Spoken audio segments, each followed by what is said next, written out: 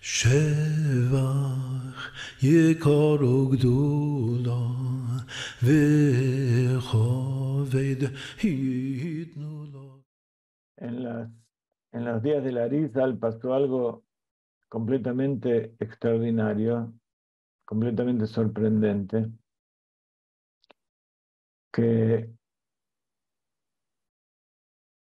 sucedió en una fiesta, en un casamiento.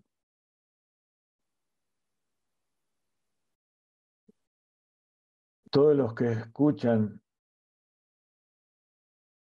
esta historia se maravillan y se preguntan cosas. Entonces vamos a contarle y vamos a explicar un poco con lo que nos enseñó el Rav Ginsburg acerca de esto. Como les decía, había una hatuna allí en Tzfat. El hatán, el novio, desposó a la esposa. Había mucha alegría, mucha fiesta. Todos bailaban alegres, repartían la comida.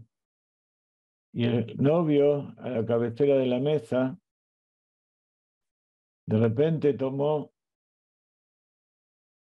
un trozo de carne. Y en ese momento entró, se atragantó con un trozo de hueso en la garganta y murió. Dios no lo permita. Fue una tragedia tan grande. ¿Hay algo más trágico que eso? Que el novio muera en medio de la fiesta. Todos estaban histéricos, lloraban, pero el Arizal se sentó al costado y comenzó a reír. Parece más algo que no es nada humano, no es lindo. Mientras todos están eh, sufriendo, hay un muerto ahí en la mesa, él se está riendo. ¿Qué pasa con la novia? Y también con todos los demás invitados, se van a poder reír. El Arizal, el Rebe de la generación se ríe, ellos también se tienen que reír porque alguien se murió. Entonces el Arizal le explicó: este novio bajó al mundo solamente para rectificar ese animal de donde vino esa porción de carne. Y cuando él comió ese trozo de carne, lo puso en su boca, elevó la chispa de divinidad al decir la bendición. Posiblemente dentro de ese animal había una reencarnación de un alma anterior, no sabemos, no está contado. Pero el asunto es que había algo dentro de ese animal que estaba atrapado dentro de las cáscaras de la naturaleza. Y como él hizo ahí, todos nosotros cuando comemos y dedicamos los alimentos que ingerimos para el servicio a Hashem, estamos elevando esas chispas a la divinidad. Entonces, en el momento en que puso ese pedazo en su boca, terminó la rectificación, terminó su tarea en este mundo y murió. Así está dicho que hay veces que una persona vive 70 minutos, 70 años en este mundo para hacer una sola acción, pero estaban todos muy tristes de todas maneras, pero el novio no. El novio, el alma del novio, justamente tenía una gran alegría y por eso me reí, dijo. El Arizal, más que todos los sabios de Israel anteriores, profundizó mucho en todo este tema del Gilgul, de la reencarnación. A pesar de que antes ya había otros maestros que eran expertos en este tema, pero él amplió y abrió este tema en forma eh, completamente infinita, sin relación a todo lo que había antes. Y sobre todo, en una parte de ese Et Haim que se llama Sha'ar HaGilgulim, el portal de las reencarnaciones, donde habla acerca de cómo funciona esto. Nosotros también dimos un shiur sobre esto, sobre este tema de las reencarnaciones, cómo funciona esto de las almas y las combinaciones, etcétera, etcétera. Los distintos tipos de rectificación que hay con el Kafakela, el hueco de la onda, con el Geinom, que no es el infierno, sino que es un lugar donde van las almas a limpiarse. Y luego Ibuta Keber también, primero el cuerpo tiene que entrar dentro de la tumba para comenzar su rectificación, después, de acuerdo con la rectificación, viene lo otro, el Kafakela, el Geinom, y entonces todo eso no es para castigarlo, sino que es para limpiarlo y poder ir al Gan Eden.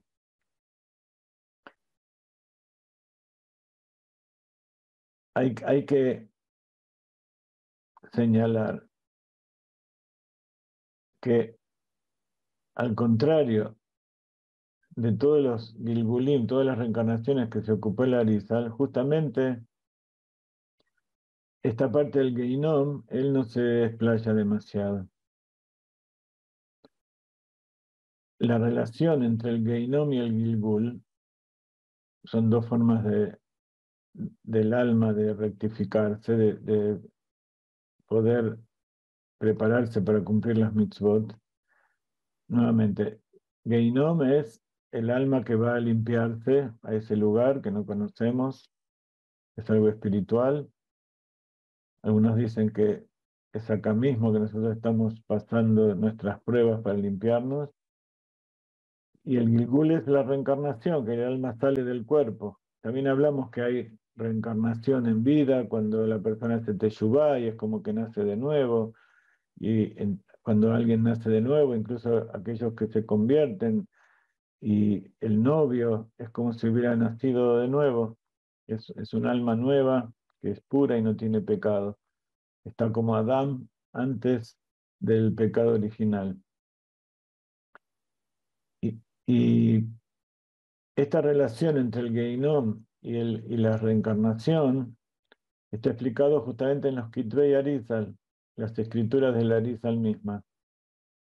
La rectificación del pecado que a través de la reencarnación se realiza corresponde al Mojín de Abba. Antes hablamos de los Partzufim. Mojín de Abba es la Sefirá de Jochma, con todos sus componentes. En cambio, el Geinom, dice el Arizal, es Mojín de Ima, es Binah, el entendimiento. El Arizal amaba mucho todo este tema de los Gilgulim.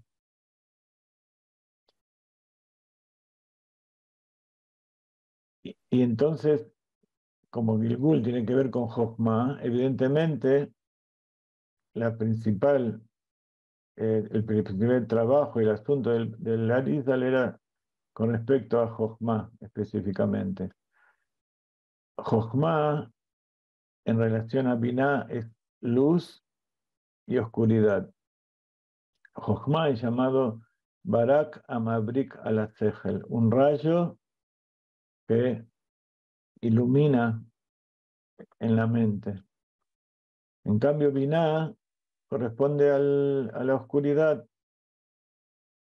el entendimiento y penetrar en las nubes, en la nebulosa de el desarrollo de esta idea.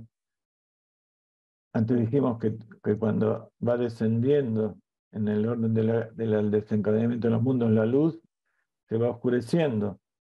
Entonces Jochma, al entrar en Binah, es como la semilla que entra en el útero. Y de ahí está dicho que todo descenso y toda oscuridad, toda caída es en aras de una elevación mayor. Si esa semilla de Jochma, esa idea no entra en Binah, no entra en la oscuridad, no se puede desarrollar.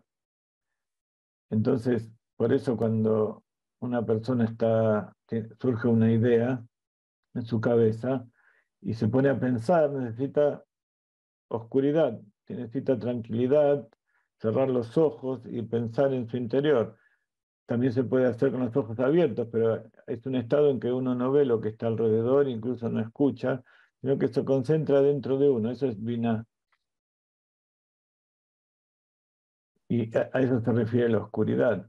Entonces es una oscuridad beneficiosa. Todo esto no estamos diciendo que es bueno o malo, es perfectamente bueno y así es como funciona. Así tiene que ser.